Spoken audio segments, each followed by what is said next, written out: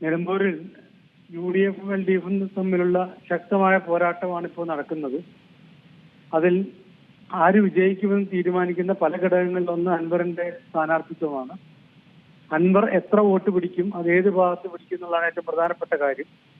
സ്വാഭാവികമായിട്ട് അൻവറിന്റെ ഇപ്പോഴത്തെ പ്രതികരണങ്ങളെല്ലാം വെച്ചുകൊണ്ട് UDF-ന്റെ വോട്ട് പരമാവധി പിടിക്കുക എന്നുള്ളതായിരിക്കും അദ്ദേഹത്തിന്റെ ലക്ഷ്യം. കാരണം 2026 തെരഞ്ഞെടുപ്പിൽ നിലമ്പൂരിൽ സ്ഥാനാർത്ഥിയായിട്ട് മത്സരിക്കണമെങ്കിൽ ഇപ്പോ അവിടെ മത്സരിക്കുന്ന ആര്യാടൻ ഷൗക്കത്ത് ജയിക്കാൻ പാടില്ല.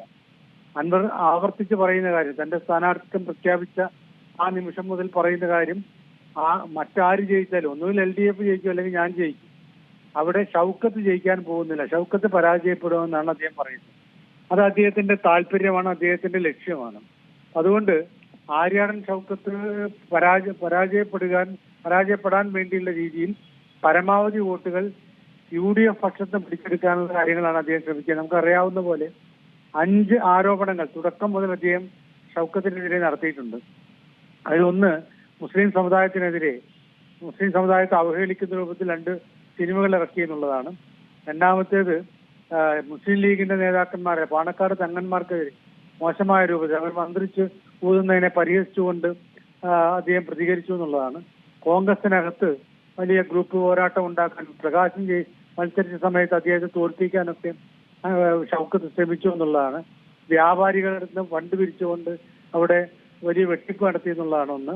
അപ്പൊ അങ്ങനെ ഓരോ മേഖലയിലും പെട്ട രീതിയിൽ ഷൗക്കത്തിനെ ഏതൊക്കെ രീതിയിലാണോ അവഹേളിക്കാൻ പറ്റുക, അല്ലെങ്കിൽ ഷൗക്കത്തിനെതിരെ വോട്ട് തിരിക്കാൻ പറ്റുന്ന രൂപത്തിലാണ് അൻവർ അവിടെ ശ്രമിച്ചുകൊണ്ടിരിക്കുന്നത്. അപ്പൊ അൻവറിന്റെ സ്ഥാനാർത്ഥിത്വം, അദ്ദേഹത്തിന് അവിടെ എത്ര വോട്ട് പിടിക്കാൻ പറ്റുന്നുള്ളത് ഏറ്റവും പ്രധാനപ്പെട്ട. LDF വോട്ടുകൾ പരമാവധി പിടിക്കാൻ അദ്ദേഹത്തിന് കഴിയില്ല. കാരണം നമുക്കറിയാം, അൻവറിനോടൊപ്പം LDF-ലെ പ്രധാനപ്പെട്ട ആരും പ്രവർത്തകരോ നേതാക്കന്മാരോ അങ്ങോട്ടേക്ക് മാറിയിട്ടില്ല. പണ്ടേ LDF-ന് കിട്ടുന്ന വോട്ടുകൾ അവർക്ക് പിടിച്ചെടുക്കാൻ പറ്റുമെന്നുള്ള കാര്യത്തിൽ സംശയമില്ല. നേരത്തെ UDF വിട്ടുവന്ന സമയത്ത് അൻവർ നേടിയിരുന്ന വോട്ടുകൾ, ആ വോട്ടുകളാണ് ഇപ്പോ അപ്പുറത്തേക്ക് പോകാൻ സാധ്യത. അതും അതിനോടൊപ്പം കുറെ കൂടി UDF വോട്ടുകൾ, അത് എനിക്ക് തോന്നുന്നു കോൺഗ്രസിനകത്ത് ചില പ്രശ്നങ്ങളുണ്ട്. ആ പ്രശ്നങ്ങളെല്ലാം പരമാവധി ഉപയോഗിച്ചുകൊണ്ട് കോൺഗ്രസിലെ ചില നേതാക്കന്മാർക്ക് പിന്തുണയും ആശീർവാദവും ഒക്കെ സംഘടിപ്പിച്ചുകൊണ്ടുള്ള ഒരു പ്രവർത്തനമാണ് ഇപ്പോൾ അൻവർ നടത്തുന്നത്. വേറൊരു ഘടകമുള്ളത് ജമാഅത്തെ ഇസ്ലാമി വോട്ടുമായി ബന്ധപ്പെട്ടാണ്. ജമാഅത്തെ ഇസ്ലാമി വോട്ടുകൾ എന്ന് പറഞ്ഞാൽ നമുക്കറിയാം, അത് ഉറച്ച വോട്ടുകളാണ്. അവർ 10 വോട്ട് കൊടുക്കുന്ന 10 വോട്ട് പൂർണ്ണമായിട്ടും കിട്ടിയിരിക്കും. ജമാഅത്തെ ഇസ്ലാമിക്ക് ഏതാണ്ട് 5000-ഓളം വോട്ടുകൾ അവിടെ ഉണ്ടെന്നാണ് കണക്കാക്കുന്നത്. സ്വാഭാവികമായിട്ടും ആ വോട്ടുകൾ അത്രയും അവർക്ക് കിട്ടുന്നത് ഈ UDF-ന് കിട്ടുന്നതായിട്ട് സംശയമില്ല. പക്ഷെ അതേസമയം തന്നെ ഈ ജമാഅത്തെ ഇസ്ലാമിയെ അതിശക്തമായിട്ട് എതിർക്കുന്ന സുന്നി വിഭാഗം, പ്രത്യേകിച്ച് EK വിഭാഗം സുന്നികൾ, അവരുടെ 40 ശതമാനം ആളുകളും UDF-നും പ്രത്യേകിച്ച് ലീഗിന് വോട്ട് ചെയ്യുന്ന ആളുകൾ, ലീഗിന്റെ പ്രവർത്തകർ പോലുമാണ്. പക്ഷേ ജമാഅത്തെ ഇസ്ലാമി വർഗീയ സംഘടനയാണ് എന്നും വർഗീയ സംഘടനയുമായിട്ട് കൂട്ടുചേരില്ല എന്നും ഈ കുറെ കാലമായിട്ട് പറഞ്ഞുകൊണ്ടിരിക്കുന്ന പ്രസ്ഥാനമാണ് ഈ EK വിഭാഗം സുന്നികൾ.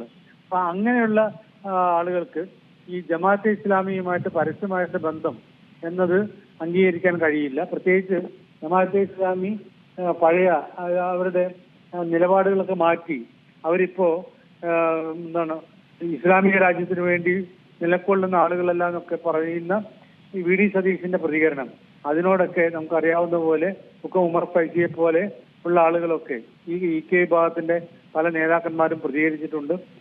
ഇവിടെ ലീഗ് പക്ഷേ ജമാഅത്തെ ഇസ്ലാമിയുടെ പ്രശ്നത്തിൽ ഞങ്ങൾ ജമാഅത്തെ ഇസ്ലാമിയുമായിട്ട് ബന്ധമില്ല എന്ന രീതിയിലേക്ക് പറഞ്ഞ് ഈ EK വിഭാഗത്തെ സ്വാധീനിക്കാനായിട്ടൊരു ശ്രമം നടത്തുന്നുണ്ട്.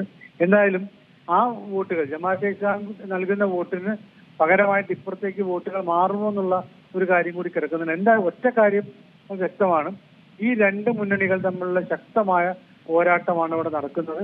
അതിൽ എത്ര വോട്ടുകൾ ഈ അൻവറിന്റെ ജമാഅത്തെ ഇസ്ലാമിയുടെ ഒരു ഘട്ടത്തിൽ ഒരു പടി കൂടി പറഞ്ഞാലും BJP പിടിക്കാൻ സാധ്യതയുള്ള മലയോര കർഷകരുടെ, ക്രിസ്ത്യൻ വിഭാഗത്തിന്റെയൊക്കെ വോട്ടുകൾ അത് എത്രമാത്രം എന്നതിനനുസരിച്ചിരിക്കും അവിടെയുള്ള ഈ ആര് ജയിക്കും എന്നുള്ള കാര്യത്തിലൊരു തീർപ്പിലേക്ക് കാര്യങ്ങൾ വരാൻ. ഏറ്റവും പുതിയ വാർത്തകളും വിശേഷങ്ങളും വിരൽ തുമ്പിലറിയാൻ Zee മലയാളം ന്യൂസ് എല്ലാ ഡിജിറ്റൽ പ്ലാറ്റ്ഫോമുകളിലും ലഭ്യം.